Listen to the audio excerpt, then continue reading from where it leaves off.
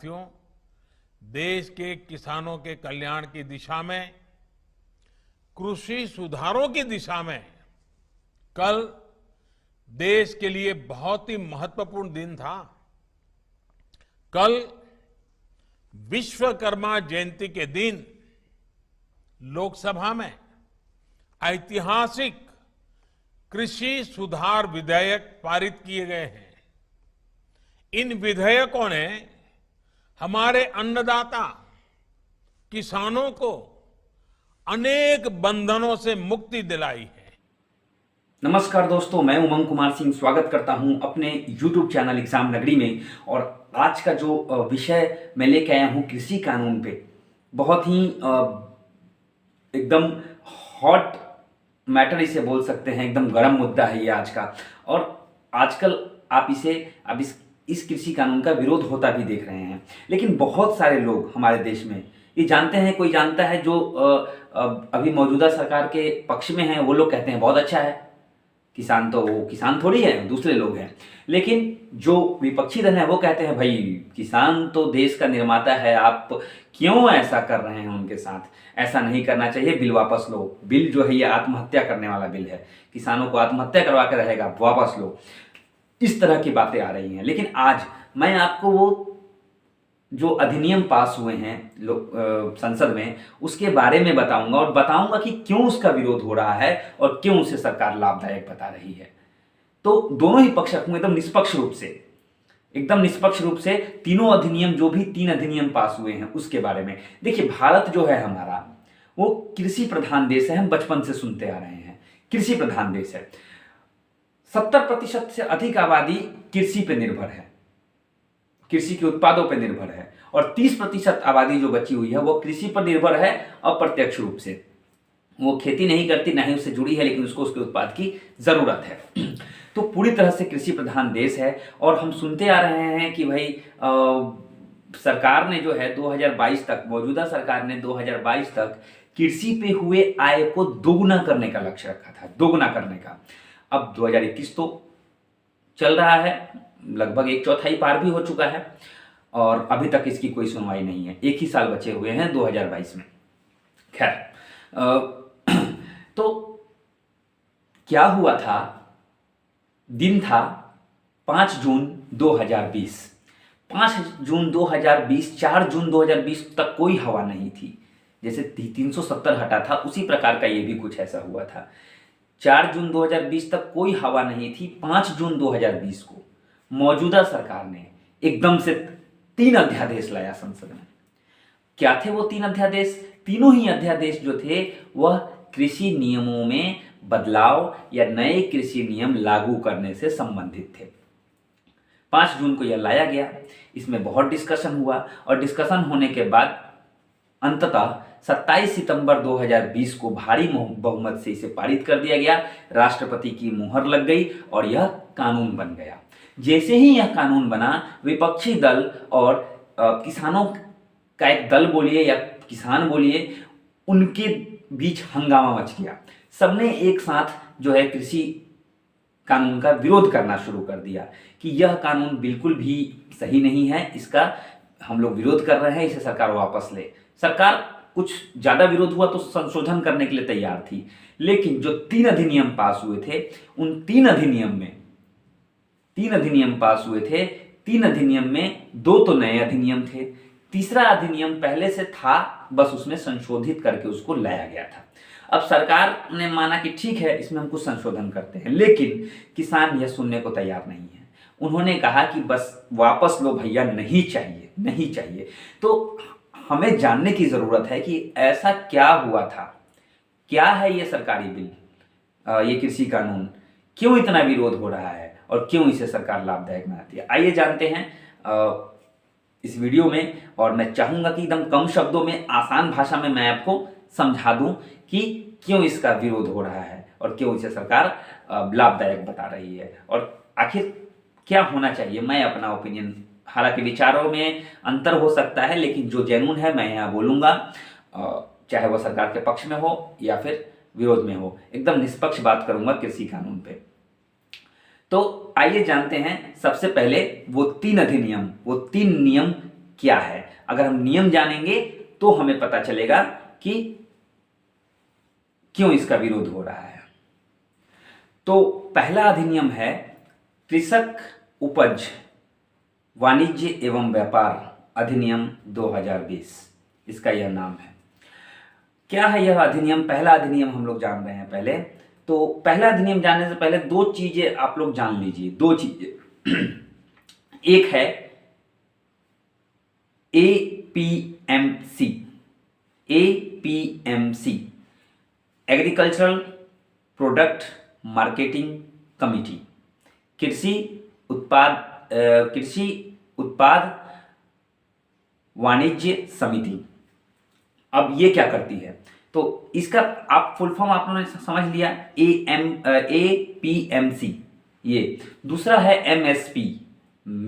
MSP का मतलब क्या होता है? मिनिमम, एमएसपी का मतलब मिनिमम सेलिंग प्राइस। ये दो चीजें आपने समझ ली। अब मैं आपको पहले बता दूं कि एएमपीसी क्या है, एपीएमसी क्या है। एपीएमसी जो है वह एक ऐसी कमिटी है जो यह डिसाइड करती है कि आपको कहाँ के मार्केट में आपको अपना कृषि उत्पाद बेचना है। ठीक है। पहला अधिनियम क्या था?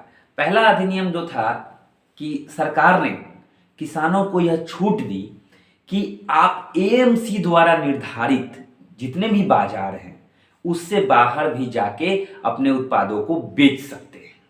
यानी आप जो भी चीजें उपजाते हैं, आपको मन नहीं है, सपोज अगर आप बिहार में रहते हैं और बिहार में अभी एएमपीसी ने 5 मार्केट आपको दिया कि आप यहाँ इस मार्केट में बेच सकते हैं, आगे बेचिएगा तो अतिरिक्त शुल्क देना पड़ेगा। अब क्या किया गया? किसानों को उससे मुक्त किया गया। यानी किसानों को यह छूट दी गई कि आप चाहें तो आप अपने बिहार का माल हरियाणा में ले जाके बेचिए, आपसे कोई अतिरिक्त शुल्क नहीं लिया जाएगा। हरियाणा वाले आके बिहार में बेचिए, कोई अतिरिक्त शुल्क नहीं लिया जाएगा। किसानों को पूरी छूट दी गई। चलिए, किसानों को बेचने का अधिकार, तो मतलब कि व्यापारियों को खरीदने का अधिकार। अब व्यापारी जो है वह खरीद सकते हैं, कहीं भी जाके खरीद सकते हैं। सबसे पहले एपीएमसी के पावर को यहां पे खत्म किया जा रहा है। एपीएमसी के पावर को खत्म किया जा रहा है। सरकार का क्या मानना है कि भाई एपीएमसी में जो है ये बंधन है किसानों के लिए, उसमें ये बंधे हुए हैं, इनसे इनको मुक्त करो और इनको जहां बेचना हो, इनको अगर ज्यादा प्राइस मिल रहा हो तो वहां पे आप बेच दीजिए। कोई जो है इसमें रुकावट नहीं है, कोई समस्या नहीं है। अब किसान, सरकार इसे क्यों लाभकारी मानती है? सरकार मानती है किसानों को अगर 15 रुपए किलो गेहूं मिल रहा है बिहार में और वही गेहूं इनको तमिलनाडु में 22 रुपए किलो बेचने मिल रहा है, तो जाइए तमिलनाडु में बेचिए, कोई दिक्कत नहीं है। किसानों को आजादी मिलेगी पुराने नियमों से, और जहां चाहेंगे वहां पे जाके चीजों को बेच पाएंगे। सरकार ये तर्क देती है। किसान इसको खराब मानते हैं। क्यों खराब मानते हैं? तो इसके अपोजिट में, इसके उल्टे, किसान तो बेच सकते हैं, अगला क्या करेगा? खरीद सकता है। अब व्यापारी भी चले आएंगे, उनको भी इसके विपरीत छूट है कि आपको जहां मन है वहां खरीदिए, किसान को भी जहां मन है वहां बेचेंगे। अब व्यापारी तो खरीद लेंगे। अब बिहार से गेहूं अगर 15 रुपए किलो है और उनको बाहर में 20 रुपए मिल रहा है तो सारा गेहूं निकल जाएगा। अब सारा गेहूं निकल जाएगा तो इससे समस्या किसको होगी? आम जनता को। इससे जो है समस्या आम जनता को होगी। और एपीएमसी जो है वह जो बाजार निर्धारित करती है उसमें उसका महत्व तो बिल्कुल खत्म हो जाएगा। लेकिन कहीं ना कहीं मेरा मानना है कि यह नियम किसानों के पक्ष में है, थोड़ा सा जो है अगर एक तरीके से देखा जाए तो। लेकिन यहां पे क्या हो रहा है? नुकसान एपीएमसी जैसी महत्वपूर्ण संस्था का जो है दायित्व लगभग खत्म हो जा रहा है और सरकार जो है इससे अपना पल्ला झाड़ ले रही है। वो जहां बेचना है बेचिए। अब इसमें किसको लाभ हो रहा है? कौन ज्यादा लाभान्वित होगा? व्यापारी। वही किसान 15 रुपए किलो गेहूं बेचेगा और साल के अंत में वही किसान 25 रुपए किलो गेहूं खरीदेगा। तो यहां पे ये नुकसान है। और इसमें एक नियम क्या है कि अगर कोई भी विवाद होगा तो 30 दिनों के अंदर अगर सुलझ गया तो ठीक, अगर नहीं सुलझा तो ये विवाद जाएगा एसडीएम के पास, सब डिविजनल मजिस्ट्रेट, जिसको हम लोग उप जिलाधिकारी बोलते हैं, उनके पास जाएगा। अब उनके पास जब ये जाएगा तो फर्स्ट क्लास मजिस्ट्रेट होते हैं, उन्हें पावर है कि इसको जो है किसी तरह सुलझाएं। अब इसके लिए आप हाई कोर्ट नहीं जा सकते, तो यहाँ पे कहीं ना कहीं किसानों की आज़ादी छीन ली गई कि विवाद अगर हुआ तो अब जानिए अपना क्या करना है, आप कहीं भी बेच रहे हैं, हमने आपको स्वतंत्रता दे दी। ये प्रॉब्लम। अब जानते हैं दूसरे अधिनियम के बारे में कि दूसरा अधिनियम क्या कहता है। तो दूसरा अधिनियम क्या कहता है? दूसरा अधिनियम जो है वह है कृषि संवर्धन एवं कृषि उत्पाद करार अधिनियम 2020, जिसको आप लोग कॉन्ट्रैक्ट फार्मिंग भी कहते हैं। अब कॉन्ट्रैक्ट फार्मिंग क्या है? देखिए इसका नाम जैसे है कॉन्ट्रैक्ट फार्मिंग, कॉन्ट्रैक्ट पे फार्मिंग करवाना, यानी कॉन्ट्रैक्ट पे जो है क्या करना, किसानों से खेती करवाना। अब क्या होगा कि निजी कंपनियां या फिर कोई भी निजी संस्था किसानों से करार कर लेगी कि आपको कौन कौन सी फसल उगानी है और कितना उगाना है, कितना क्षेत्र है, कितने क्षेत्रफल में उगाना है, और उसके अनुसार एक कॉन्ट्रैक्ट बन जाएगा। और कॉन्ट्रैक्ट करके जब उनका उपज होगा तो जो रेट फिक्स किया गया होगा कॉन्ट्रैक्ट में, उसी रेट पर कंपनी जो है उस समय उनसे खरीद लेगी। कॉन्ट्रैक्ट फार्मिंग मिनिमम एक फसल चक्र के लिए लिया जाएगा। एक फसल चक्र का मतलब है कि इस साल अगर गेहूं बोया जा रहा है तो इस बार के गेहूं बोने से लेकर अगले साल के गेहूं कटने तक, मतलब इस साल गेहूं हुआ, उसके बाद ज्वार हुआ, उसके बाद बाजरा हुआ, 2-3 फसल हुई, फिर से गेहूं का समय आ गया और फिर गेहूं खेतों में जो है बो दिया गया। तो एक फसल चक्र इसको बोलते हैं। एक फसल, फिर उसी फसल का नंबर आता है तो एक फसल चक्र हो जाता है, यानी लगभग 1 साल मानिए इसको। तो कम से कम 1 साल या अधिक से अधिक 5 साल के लिए कॉन्ट्रैक्ट किया जा सकता है किसानों से। अब भैया इसमें तो मुझे नजर नहीं आ रहा है, आपको भी नजर नहीं आ रहा होगा कोई नुकसान, लेकिन नुकसान है। क्या नुकसान है कि 5 सालों के लिए करार हो जाएगा कि हम आपको कम से कम जो है 12 रुपए किलो गेहूं देंगे, आप जितना गेहूं है हम ले लेंगे। अब 5 सालों में अगर रेट बढ़ जाता है या सरकारी रेट एमएसपी ही बढ़ जाता है जो सरकार ने तय किया है, लेकिन उसे कंपनियां उतने ही रेट में लेगी, वो आपको ज्यादा रेट नहीं देगी। उसके बाद उसमें जो भी क्वालिटी है वो कंपनियों द्वारा निर्धारित की जाएगी कि आपको कौन सा बीज बोना है, कितनी खाद यूज करनी है, ज्यादा आपको कीटनाशक यूज नहीं करना है, सब कुछ उस कॉन्ट्रैक्ट में लिखा हुआ रहेगा।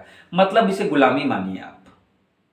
यह जो है एक तरह की गुलामी है। किसान क्या है, किसान अगर कॉन्ट्रैक्ट फार्मिंग नहीं भी करेंगे तो खेत में फसल उपजाएंगे और फसल जो है बेचेंगे, उनका फसल तो बिकेगा। फसल ऐसा थोड़ी है कि नहीं बिकता है।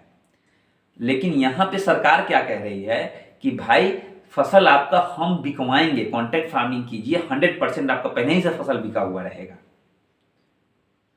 लेकिन मेहनत करेगा किसान, उसकी उपज का उसे पैसा मिलेगा, लेकिन बीज की गुलामी उसे हर बात माननी पड़ेगी, क्योंकि वो कॉन्ट्रैक्ट में लिखा हुआ है कि भाई जितना ये नहीं लिखा हुआ, उसमें कमी क्या है, ये नहीं लिखा गया है कि भाई अनाज हो चाहे नहीं हो, आपको हम अब 10 कट्ठे में अगर आपको 4 क्विंटल निकलेगा तो हम आपको 4 क्विंटल देंगे, ऐसा कुछ नहीं लिखा गया।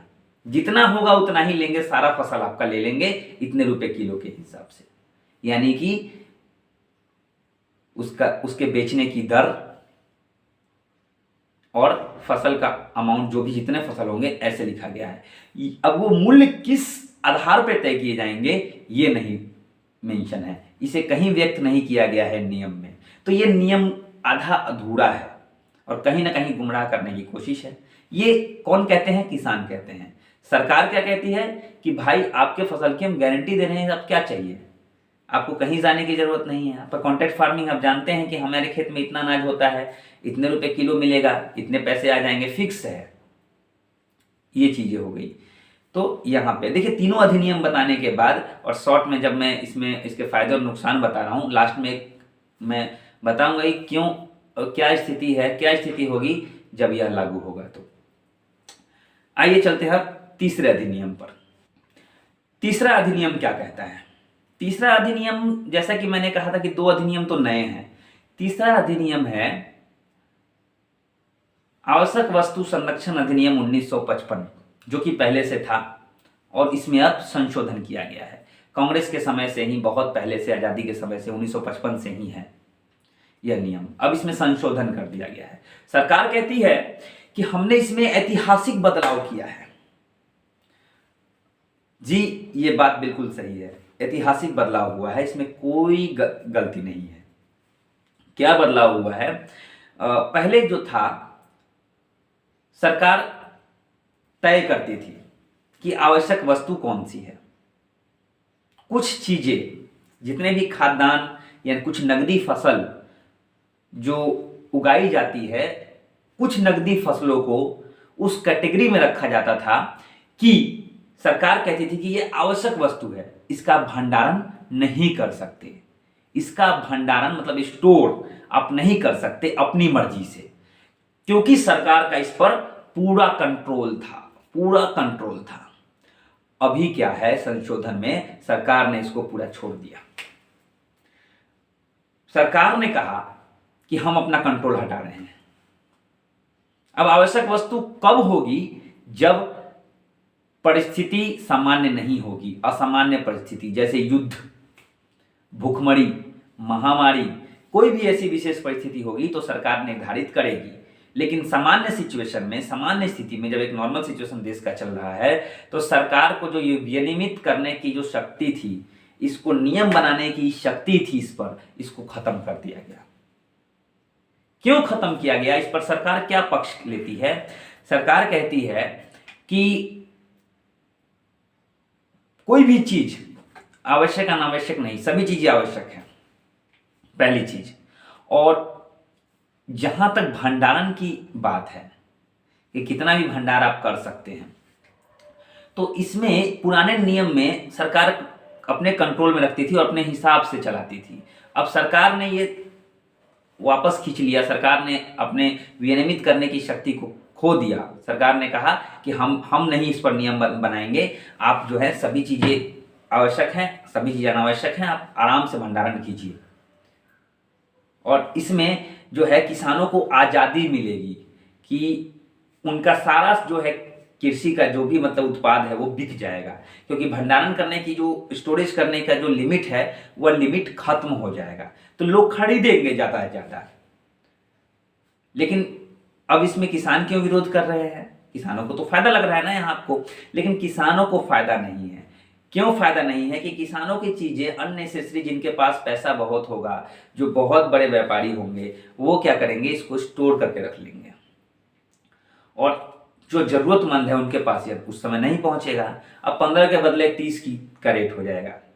कोई किसी भी उत्पाद का मूल्य 15 रुपये किलो होगा तो 30 हो जाएगा, तब लोग उसे बेचेंगे।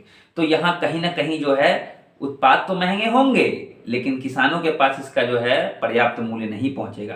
किसान उसको उसी मूल्य में बेचेंगे, लेकिन उसे जनता महंगे मूल्य पे खरीदेगी। तो तीसरा नियम यह था। ये 3 अधिनियम पास किए गए थे। अब जानते हैं कि इसका महत्व क्यों अधिक है कृषि कानून का, और क्यों, कहां पे इसका महत्व कम जाता है। कृषि कानून,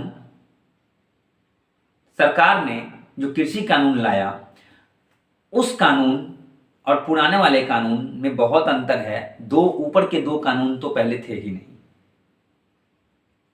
और जो अंतिम वाला कानून है उसे संशोधित किया गया। सरकार कहती है कि कई वर्षों की गुलामी से हमने आपको आजादी दी है, मतलब नियमों में पूरी तरह से छूट दे दी है। हर नियम जिससे किसान बंधे हुए थे उससे छूट मिल गई है।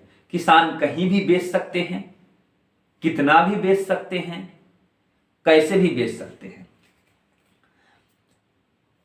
और किसान इसको मानने को तैयार नहीं है। क्यों मानने को तैयार नहीं है? तो देखिए, एक एमएसपी होता है, एक एमएसपी होता है जिसको बोलते हैं मिनिमम सेलिंग प्राइस। उससे कम में आप उसको नहीं खरीद सकते। ये कौन तय करता है? ये सरकार तय करती है। सरकार अभी भी तय करेगी, इस नए कृषि कानून में भी तय करेगी। लेकिन इसका जो एक इसकी कमी है यह है कि तय करने से क्या फायदा? सरकार कितना भी तय कर ले, किसानों को जहां ज्यादा मिलेगा वहीं बेचेंगे। सरकार किसानों को तो छूट दे गई कि अब जहां बेचिए, कोई दिक्कत नहीं है हमें।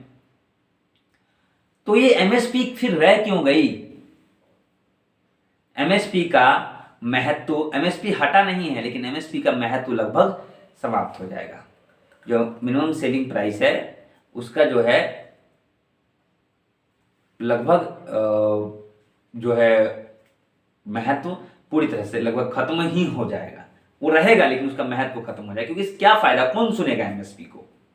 दूसरी चीज जो मैंने बताया, एपीएमसी। एपीएमसी एक ऐसी कमेटी है जो किसानों को बाजार उपलब्ध करवाती है।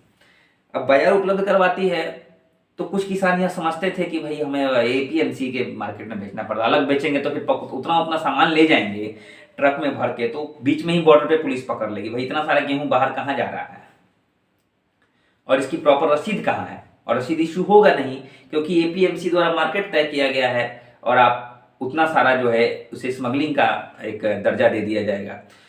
अब ये चीज हट गई है तो कुछ किसानों को इसमें फायदा लगता है कि भाई एपीएमसी हट गया, अब जहां मन वहां बेचेंगे। लेकिन एपीएमसी एक ऐसी संस्था थी जो किसानों को बाजार उपलब्ध करवाती थी आसानी से और आराम से उनके सामान बिक जाते थे।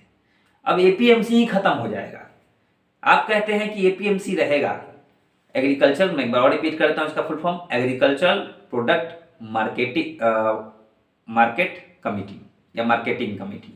जो भी कृषि उत्पाद के लिए बाजार उपलब्ध करवाती है उसी संस्था को एपीएमसी बोलते हैं। तो एपीएमसी का महत्व लगभग पूरी तरह से समाप्त हो जाएगा और वो संस्था रहेगी। सरकार कहती है संस्था तो रहेगी, बाजार भी आपको देगी, आप बस, आपकी अनिवार्यता नहीं है कि आप वहां बेचें या नहीं बेचें, ऐसी कोई जो है आपकी मजबूरी नहीं है। किसान इसलिए इस पर जो है रोष प्रकट कर रहे हैं। तो ये तीनों कानूनों को काला कानून बताया जा रहा है। दूसरी सबसे महत्वपूर्ण चीजें ये थी कि रातों रात इस अधिनियम को पास करवा दिया गया। रातों रात इस अधिनियम को जो है संसद में अध्यादेश के रूप में पटक दिया गया। आपने 370 हटाया, अच्छी बात है, बहुत अच्छी बात है। कृषि कानून लाया, ये भी बहुत अच्छी बात है। किसानों के लिए कुछ तो करना चाहिए और कहीं ना कहीं कृषि कानून फायदेमंद भी साबित होते हैं। लेकिन इतना जो है मेजर बदलाव आपने किया, इतने मेजर चेंजेस किए, इतना बड़ा कानून लाया और इतने अधिनियम में इतना बड़ा संशोधन किया, लेकिन एक बार भी किसी भी किसान संस्था से आपने कोई बात नहीं की। तो किसानों का रोष इस पर भी बहुत अधिक है कि उन्होंने हमसे भी कोई बात नहीं की और सीधा कानून लाके पटक दिया। मतलब किसानों का वैल्यू खत्म, किसानों को अभियोग चला रहे हैं, ऐसी मानसिकता। तो किसान इसका पूरी तरह से विरोध कर रहे हैं, जबकि सरकार इस पर पीछे हटने को तैयार नहीं है, क्योंकि उसने कानून बना दिया है। तो कहीं ना कहीं जो है सरकार के गिरेबान पर भी बात जाती है कि भाई कानून बना दिया, हटाएंगे तो लोग कहेंगे देखो कैसा कानून बनाया था, गलत गलत। तो यहाँ पर थोड़ी सी ये भी बात हो जा रही है। तो 3 अधिनियम मैंने बताए, ये 3 अधिनियम थे। तीनों अधिनियम में कहाँ समस्या आ रही है ये भी आपको पता चल गया होगा। तो ये एक ढांचा है, बहुत बड़े बदलाव लाने की कोशिश की गई है और अगर इसमें थोड़ा मोड़ा बदलाव करके, जैसे कि भंडारण एक बहुत ही बड़ी समस्या है। जिसके पास पैसा होगा वही अधिक भंडार कर लेगा, आम जनता जो है महंगाई में डूब जाएगी। सरकार को फायदा होगा। किसको फायदा होगा? केंद्र सरकार को फायदा होगा। एक नुकसान यह भी है कि राज्य सरकार के अंतर्गत, राज्य सरकार के नियंत्रण में जब चीजें बिकती थी और खरीदी जाती थी तो उसका टैक्स राज्य सरकार को जाता था। अब ये कहीं कहीं जाके बेचेंगे तो उसका टैक्स जो है उन सरकारों को चला जाएगा, यानी कहीं ना कहीं राज्य सरकारों को भी नुकसान होगा इससे। तो इस पर भी, इसके लिए भी जो है इसे जो है काला कानून कहा गया है और इसको हटाने की मांग लगातार किसानों द्वारा की जा रही है। आपने वीडियो में देखा कि किस तरह रैली हो रही है, किस तरह से आंदोलन हो रहे हैं, किस तरह से सरकारी संपत्ति को नुकसान पहुंचाया जा रहा है। किसानों का रोष है कि किसान चिल्ला रहे हैं, मर रहे हैं और उन पर लाठीचार्ज हो रहा है। तो कहीं से भी न सरकार पीछे हट रही है, न किसान पीछे हट रहा है। देखते हैं कब तक विवाद चलता है और आशा करता हूं कि आपको जो है यह पूरा समझ में आ गया होगा कि कृषि कानून क्या है और क्यों इसमें बदलाव की ज़रूरत है और क्यों इसे अनिवार्य रखने की ज़रूरत है। तो अपने अपने विचार कमेंट बॉक्स में ज़रूर दें। वीडियो अच्छा लगा हो तो लाइक कीजिए, वीडियो को शेयर कीजिए और चैनल को ज़रूर सब्सक्राइब कीजिए। शुभ रात्रि।